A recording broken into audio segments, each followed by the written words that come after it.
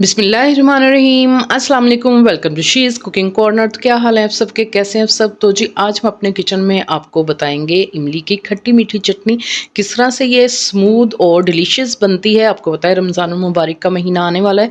अभी से बनाकर आप इसको स्टोर कर लें, किसी भी डिप के तौर पर इस्तेमाल कर सकते हैं, दही बड़ों में डाल सकते हैं, फ्रूट सैलड्स में आप इसको इस्तेमाल कर सकते हैं। तो फुल आपने इसको वीडियो को वॉच करना है। तो जी बिस्मिल्लाह करते हैं, आपको बताते हैं कि ये किस तरह से रेडी होगी। इसके लिए हमें चाहिए 1 पाव इमली। आप देख सकते हैं ये बिल्कुल इसका कलर फ्रेश और गीली गीली सी है और ये रेडिश सी है।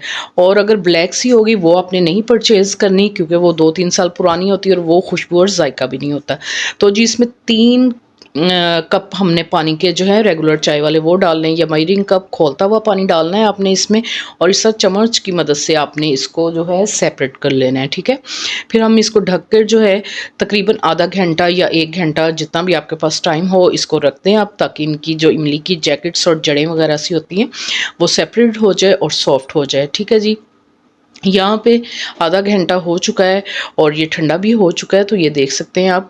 तो अच्छे से आपने अपने हाथों को साबुन से वॉश कर लेना है और फिर इस तरह से मसल मसल के आपने जो है इस तरह से इसकी जैकेट्स जो हैं अलग कर लेनी है और बीज अलग। तो ये मैं बॉल जो है उधर शिफ्ट कर देती हूँ, क्योंकि मुझे इसके लिए छानने के लिए मुझे चाहिए बड़ा बॉल। तो ये सारा थोड़ा सा पानी डाल के इसमें हम जो है इमली इसमें डाल देते हैं और एक छलनी रखेंगे बॉल में।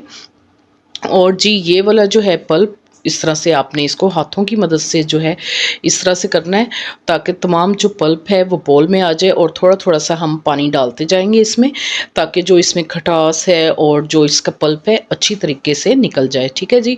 तो आपने तकरीबन 1 कप पानी का इसमें डाल देना। ये देखें जैकेट्स और जो इसके बीच हैं वो सेपरेट हो गए, वो हम वेस्ट कर देंगे।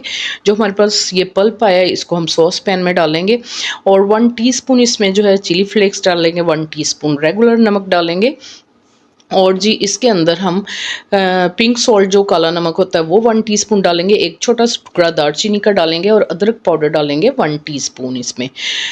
तो इससे बहुत ही अच्छा टेस्ट आता है। और 1 टीस्पून इसमें डालेंगे हम ज़ीरा पाउडर और हाफ़ कप चीनी का डालेंगे। आप चाहें तो 1 कप भी डाल सकते हैं, लेकिन अगर हाफ़ डालेंगे तो खटास भी थोड़ी सी इमली की आएगी और मज़ेदार टेस्ट होगा। तो 1 टीस्पून इसमें काली मिर्च का पाउडर ऐड कर देंगे। अब हमने इसको चूल्हे पे रख दिया था, आप देख सकते हैं इसमें ये वाइट वाइट सी झाग आ गई है। अब ये पका नहीं है, पतला है ये। तो इसको आपने इतना पकाना है तो ये गाढ़ा सा हो जाए और बड़े बड़े से इसमें बबल्स आने लग जाएँ। तो बहुत ही मज़ेदार बनती है, आप देख सकते हैं। तो इधर हमने फ्लेम को ऑफ कर दिया। ये इतनी ही गाढ़ी होनी चाहिए क्योंकि ये ठंडा होकर भी गाढ़ा हो जाएगा।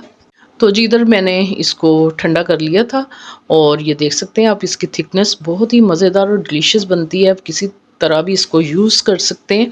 तो अभी से बनाकर आप इसको स्टोर भी कर सकते हैं रमज़ान के लिए। तो बॉल में दिखाती हूँ आप इसकी थिकनेस के, कितनी ज़बरदस्त इसकी थिकनेस है। ये देखें, ना तो ज़्यादा गाढ़ा है और ना ही पतला है। तो बस ऐसी ही कंसिस्टेंसी आपने रखनी है। अगर आपने स्टोर करना है इसको तो आप कोई भी खुश्क बॉटल्स जो है वो आप यूज़ करें इसके लिए। उसको अच्छे से धोकर उसको खुश्क कर लें, एक कतरा भी पानी का नहीं होना चाहिए। और उसमें आप इसको स्टोर कर सकते हैं फ्रिज में 2 से 3 माह के लिए। तो बहुत ही आसान हो जाएगा। रमज़ान के आने से पहले पहले आप इसको बनाकर स्टोर कर लें और बहुत ही आसानी हो जाएगी, टाइम की भी बचत हो जाएगी और जी आपको जो है इतनी मुश्किल भी नहीं होगी। तो आप इसको किसी भी तरह यूज़ कर सकते हैं, डिप के तौर पर भी कर सकते हैं, दही बड़ों में बना सकते हैं, इसको डाल सकते हैं। अगर मेरी वीडियोस आपको अच्छी लगती है तो लाल सब्सक्राइब के बटन को प्रेस कीजिएगा, साथ में बेल आइकन ऑल पे प्रेस कीजिएगा। इससे ये होगा कि सबसे पहले मेरी रेसिपीज़ आपको मिल जाएंगी। Thank you for watching. Next video तक के लिए अल्लाह हाफिज़।